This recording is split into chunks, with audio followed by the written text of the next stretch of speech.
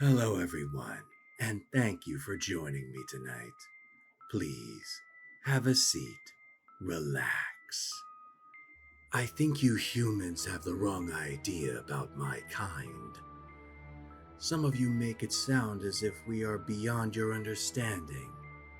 The truth of the matter is that you're simply overcomplicating things.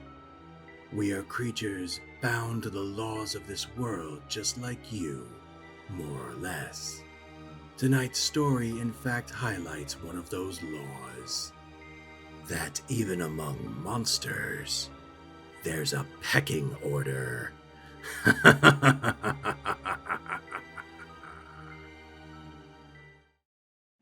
It was there for as long as I can remember, even when I was a small baby.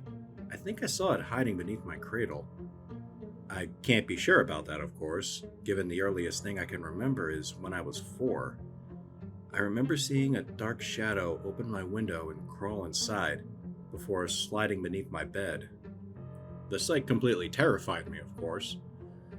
I couldn't even muster the courage to get out of bed.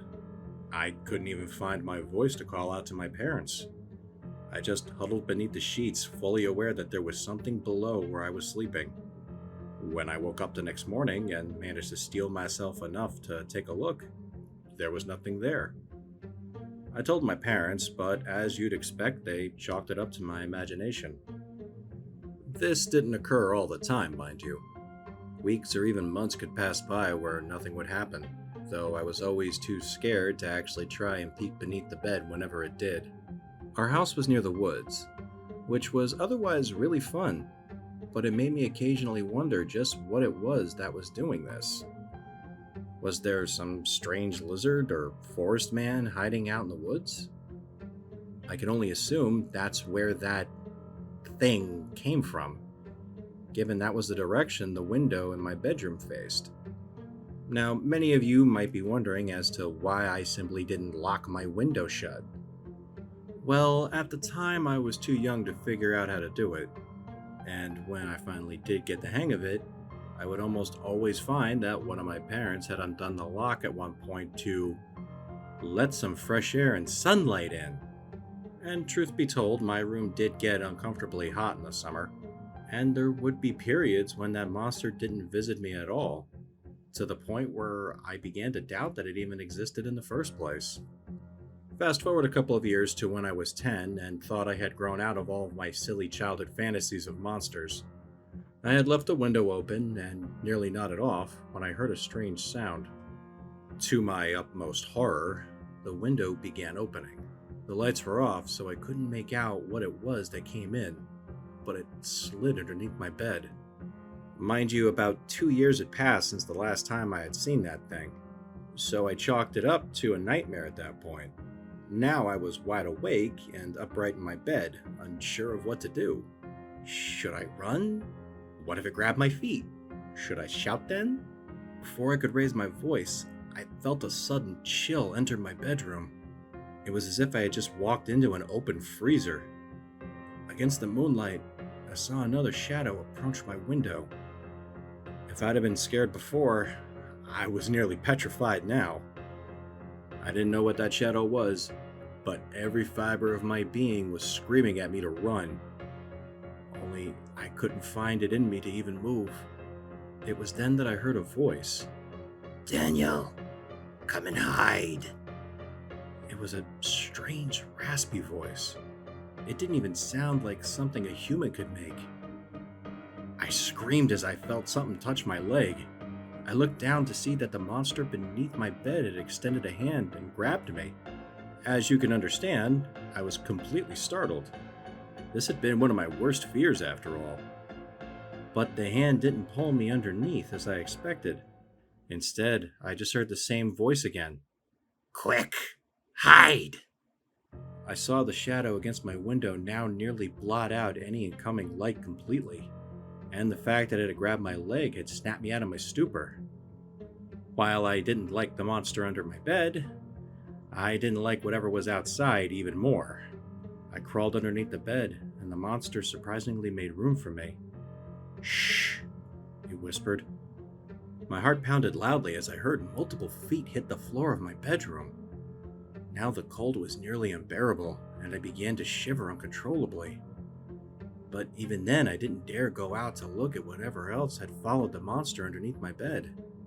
I could even hear its hard, deep breathing as its feet began moving across the floor. By my count, did it have 6 or maybe 8 legs? Regardless, I didn't think I'd ever been as scared before in my life as I was at that moment. For what seemed like an eternity, I lay there, underneath my bed, no longer even caring about the monster beside me. Eventually, the pressure relented and the temperature went back to normal. It was only when the monster beside me decided to crawl out and nothing happened that I did too. I was safe. For now. I never got a good look at whatever it had been that was hiding underneath my bed as it crawled out of the window and into the woods. Needless to say, I didn't get any sleep that night. I ran into my parents' bedroom and whined until they let me sleep with them. It's been some years since that incident happened, and nothing of the sort ever happened again. As I've grown, though, I've begun to appreciate certain things. Namely the fact that that thing knew my name, and that it looked out for me at that moment. Something I heard once now sticks out to me, that there's always a bigger fish. There may be lots of monsters in the woods near my house, and some of them are worse than others. One is frightening enough to chase another into my room and under my bed. There seems to be a food chain, even among monsters. I keep my window open whenever possible now. I'm not too scared of what comes to hide under my bed, though I'm still terrified of whatever chased it to hide there. But, given that the monster under my bed did help me out, I feel like I owe him one. And if I ever encounter that other terrifying creature, I'll at least know when I should crawl underneath the bed. So remember that when you think about the monster under your bed, it might be there for a good reason after all. And it might be worse for you if it weren't there. Under the bed is actually a good hiding spot from the more dull-witted of my kind. Personally, I much prefer human food. Why bother going hunting when I can instead bargain with a town of humans to just bring me sushi? Much simpler, don't you think? Of course, every so often I'll find a trespasser in my territory, and I'll be forced to show them their place in the food chain. Well, that's all for tonight. If you enjoyed the story, please remember to feed the algorithm monster by liking and subscribing. Thank you all very much, and goodbye.